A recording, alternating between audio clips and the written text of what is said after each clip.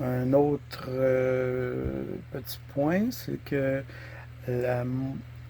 l'autofocus, quand vous examinez euh, des lames de microscope avec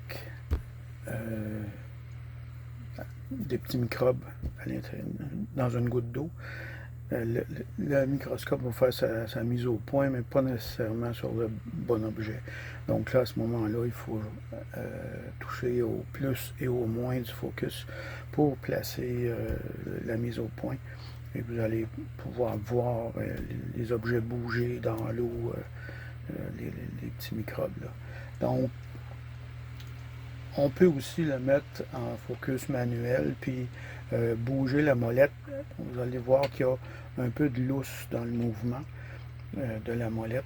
Et puis, c'est difficile d'arriver à trouver la bonne position pour faire la mise au point. Ça, je parle d'une goutte d'eau, là, pas une lame avec un carré de vitre de protection de lame qui va sur la goutte d'eau. À ce moment-là, ça aplatit complètement et il y a peut-être une meilleure mise au point qui peut être faite.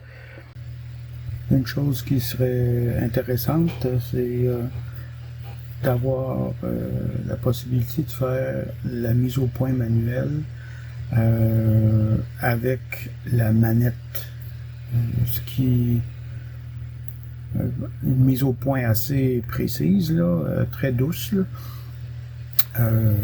ce qui empêcherait de, quand on capture une vidéo, de faire bouger toute l'image, trembler l'image.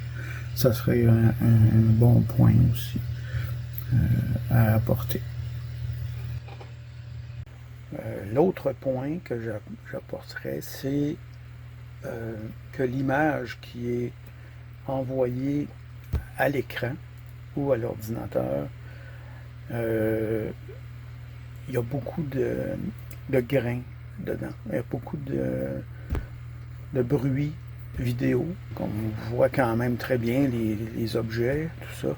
Mais selon l'éclairage aussi, il y a beaucoup de grains qui se reproduisent dans l'image qui est enregistrée et dans la reproduction vidéo sur les écrans.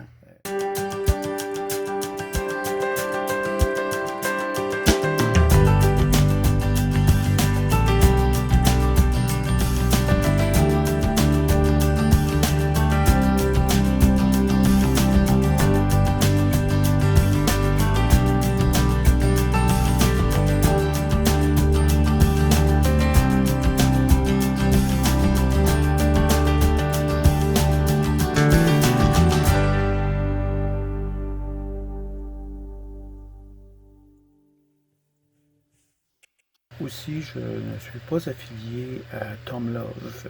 Je fais ça de moi-même, seulement pour aider les gens qui sont intéressés à la microscopie. Ce microscope-là peut servir de différentes manières, soit pour examiner des roches, du sable, n'importe quoi. Voilà pour la description du nouveau microscope Tom Love. Il y a le mot Love dedans et je pense que je vais l'aimer. Alors, je vous dis à la prochaine. Merci de votre écoute.